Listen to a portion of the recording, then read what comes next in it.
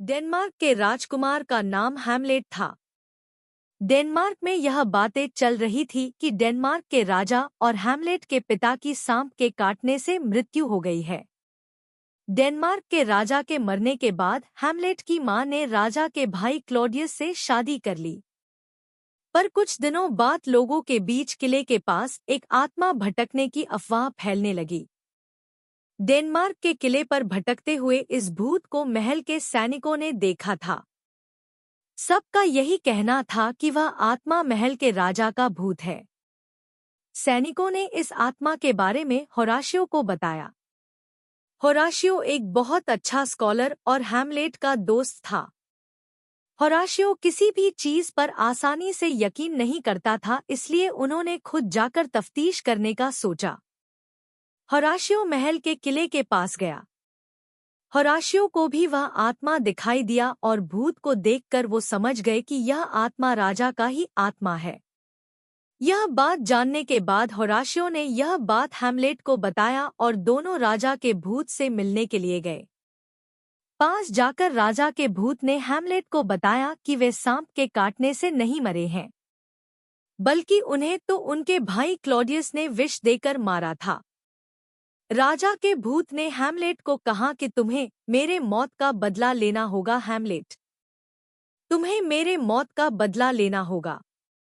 तुम्हें मेरे मौत का बदला लेना होगा। यह कहते कहते वह भूत गायब हो गया। अपने पिता के भूत की ये बातें सुनकर हैमलेट को बहुत बुरा लग रहा था और उसे बहुत तेज गुस्सा आ रहा था। गुस्से में हैमलेट ने प्रण लिया कि वह अपने पिता की मौत का बदला लेगा। लेकिन बदला लेने से पहले हैमलेट भूत के द्वारा बोली गई बात को पक्का करना चाहता था। इसीलिए हैमलेट ने पागल होने का नाटक शुरू कर दिया। हैमलेट कहने लगा कि उसे सभी लड़कियों से नफरत है। वह किसी भी लड़की को देखना नहीं चाहता है। हैमलेट ने सुसाइड करने की भी कोशिश की। उनकी इस हालत को देखकर सभी लोग परेशान हो गए। हैमलेट की मां को अपने बेटे की इस हालत को देखकर काफी बुरा लग रहा था। पोलोनियस को लग रहा था कि हैमलेट के इस हालत की जिम्मेदार उनकी बेटी ओफेलिया है। इसीलिए हैमलेट की हालत के बारे में और जानने के लिए पोलोनियस ने उनके ऊपर निगरानी रखना शुरू कर दिया। पोलोनियस के साथ साथ राजा और रानी ने भी हैमलेट के बारे में जानने के लिए उनके पीछे उनके दो दोस्तों को लगा दिया। पागलपन का ड्रामा करते हुए हैमलेट ने राजा के दरबार में एक नाटक पेश किया। इस नाटक में उन्होंने दिखाया कि किस तरह राजा के भाई ने राजा को विष देकर मारा था। लेकिन सबको यही बताया गया कि राजा सांप के जहर से मरे थे। इस नाटक को देखकर क्लॉडियस को पछतावा हो रहा था, जिसके कारण वह अपनी पत्नी के साथ दरबार छोड़कर चले गए।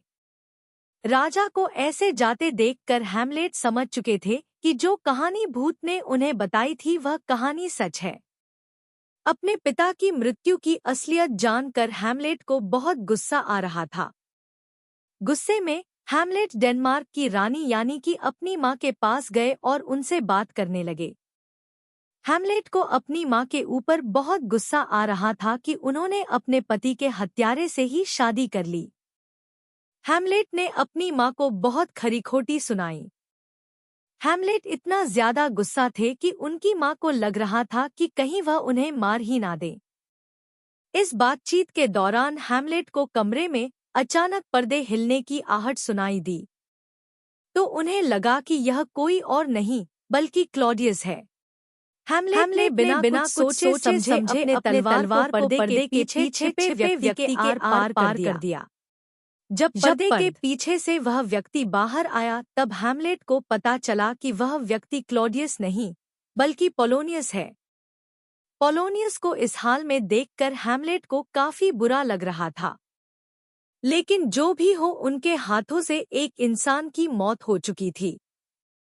डेनमार्क का कानून काफी सख्त था, इसलिए हैमलेट को इस सजा से बचाने के लिए क्लॉडियस ने हैमलेट को इंग्लैंड भेजने का निश्चय किया, जहां उन्होंने पहले ही अपने आदमियों को यह संदेश दे दिया था कि वे हैमलेट को वहां पर मार दे। लेकिन वह चिट्ठी किसी तरह हैमलेट के हाथ में पहुंच गई थी।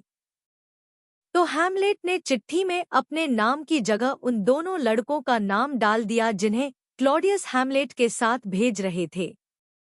हैमलेट को पोलोनियस के मौत का बहुत दुख था, क्योंकि पोलोनियस न सिर्फ एक जांबाज सिपाही थे बल्कि ओफेलिया के पिता भी थे। हैमलेट को कुछ दिन बाद यह सूचना मिली कि ओफेलिया ने अपने पिता की मृत्यु के गम में अपनी जान दे दी है। हैमलेट ओफेलिया के मौत का जिम्मेदार खुद को मान रहे थे, लेकिन यह बिल्कुल गलत था क्योंकि जो हैमलेट से हुआ वह महज एक हादसा था। लेकिन फिर भी हैमलेट ओफेलिया के अंतिम संस्कार में जाना चाहते थे, इसीलिए हैमलेट ओफेलिया के आर्क चले गए। हैमलेट को वहां देखकर लांस को बहुत गुस्सा आया क्योंकि हैमलेट की वजह से लांस के पिता और बहन दोनों ही इस दुनिया में नहीं रहे। बातचीत वाले झगड़े ने जल्द ही हाथापाई का रूप ले लिया।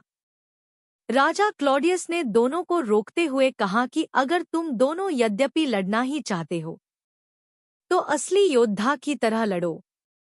हैमलेट ने लांस के साथ तलवारबाजी का मुकाबला स्वीकार कर लिया। हैमलेट और लांस ने अपनी अपनी तलवार ले ली। क्लॉडियस ने लांस को कहा कि अगर तुम हैमलेट को मारना चाहते हो तो अपनी तलवार की नोक पर यह विष लगा लो। फिर जैसे ही यह तलवार हैमलेट के शरीर पर कोई घाव करेगी तो हैमलेट की मौत हो जाएगी।